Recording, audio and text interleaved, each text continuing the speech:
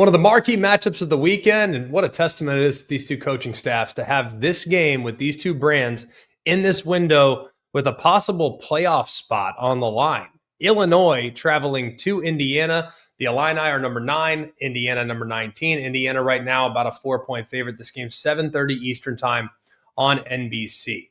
We know right now Ohio State going to the playoff. Oregon probably going to the playoff. But the Big Ten last year got 4 in.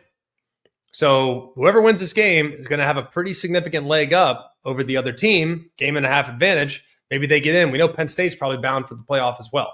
So this could be a pivotal matchup for that 4th spot in the Big Ten. That 4th spot, historically speaking, granted just 1 year, but historically speaking, that 4th spot is a playoff team. So a big one here on the line on NBC at night. Brett Bielema has been amazing. Kurt Signetti has been amazing. These are two great staffs. And I can't wait to see how it all works out. The thing is that Indiana, they haven't really played anybody. Old Dominion, Kennesaw State, Indiana State, we don't really know what to make of them just yet. This is their big opportunity, their announcement. Hey, we didn't go anywhere. We're still here. Just win. Google us. Illinois' Luke Altmaier has been very, very solid. He is a perfect personification of what Illinois wants to be.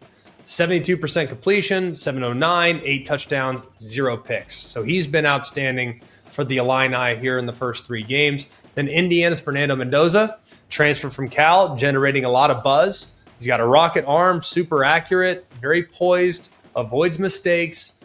Really impressed with what I've seen so far, albeit against lesser competition. Question 1, how will Indiana's passing attack handle the step up in competition? So far, they've been outstanding, right? In Signetti's tenure, they're averaging 50-plus points a game. Right? They are 3rd in rushing offense too, though, with 311 rushing yards a game. Against Indiana State, Lee Beebe, explosive member of their 3-headed rushing attack, did suffer a season-ending knee injury. So that's significant. He was leading the team nearly 7.5 yards per carry. He had that home run threat that made that ground game very, very difficult to defend. Now, the rushing attack still has capable weapons with Roman Hemby and Kalen Black, but the absence of Beebe could be significant. This committee approach kind of keeps defenses off balance. They're unable to kind of key on tendencies of one single back. Beebe was that guy that could take it the distance every single time he touched the ball. So his absence removes not just production, but diversity within the scheme as well. So can Hemby and Black kind of step up, who are both very solid, but a little bit more conventional? We will see. Question 2, how will Illinois' weapons attack this defense? Look, Hank Beatty has been amazing for Illinois up to this point. He's been a game breaker, not just as a receiver, but also in the return game. He has turned into one of the most versatile all-purpose players in the entire country. He leads all Power 4 players with 466 all-purpose yards and is one of only 2 players in the nation to have scored a rushing, a receiving, and a punt return touchdown this year. 19 catches, 289, and a touchdown. 25-yard rushing touchdown on his lone carry, and 152 punt return yards. That's a 25.3 average, which of course includes another score. So they got to keep an eye on him because he's been outstanding. And in complementing him too is a really solid attack led by 3 backs that can also get after you, in Fagan, Valentine, Lafferty.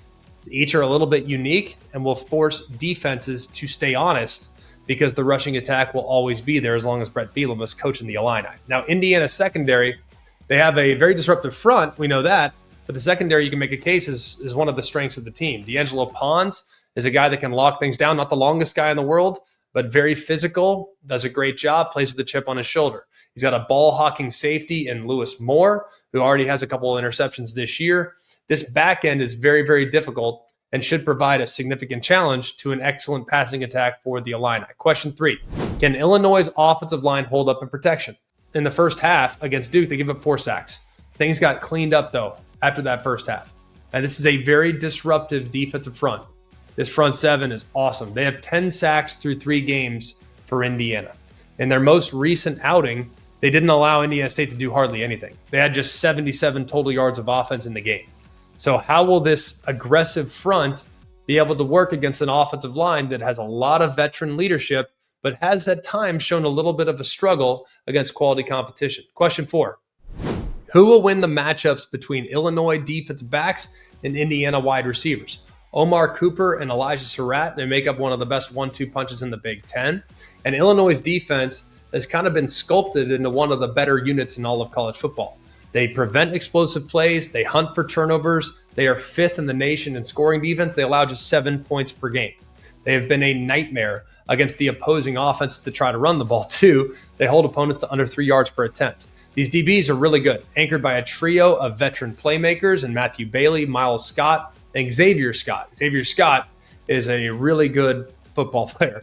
He's all over the place. He's a veteran presence, had 4 picks last year. He's going to be big.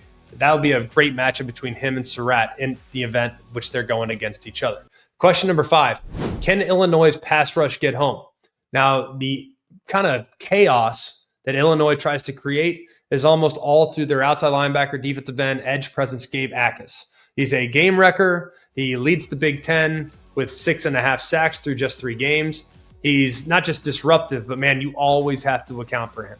He is so good. He's got 2 forced fumbles. He is a guy that every single time it's an obvious passing situation, you better have your eyes on him, because that relentless pressure is something that can overwhelm the offensive line. And if you look at Indiana's offense right now, their offensive line has been very good.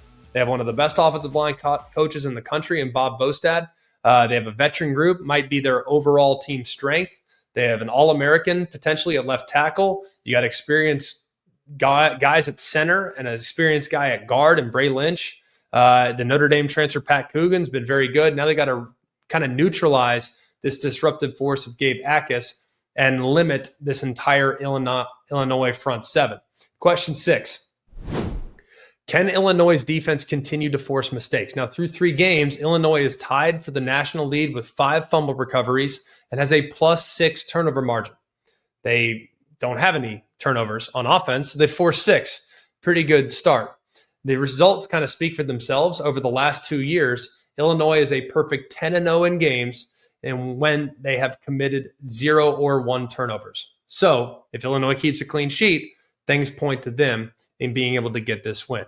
Illinois is 15-5 against the spread on the road in the last 5 seasons. That's the best in the FBS over that span. I'll take Indiana. I think Indiana's disruption that they can create up front is real. I think they got real difference makers along the front. I think their offensive line will hold up. I love the matchup between Akis and their left tackle if we get it from time to time, even though I think Akis will probably be playing on the other side. I think Fernando Mendoza shows you exactly why he was so coveted in the portal in this game. I think this passing attack could potentially overwhelm this Illinois secondary, and it should be a fascinating matchup there, 7:30 Eastern time on NBC. Really looking forward to that one, by the way. And like I said in the onset, tremendous credit to Brett Bielema with what he's done at Illinois and to Curt Cignetti with what he's done at Indiana. To turn these teams, programs that had not often had remarkable runs of success, to turn them into perennial powers says a lot about their coaching acumen and what they might be able to achieve down the road. Because I think the winner of this game, like I said, is in prime position to potentially crash the playoff party.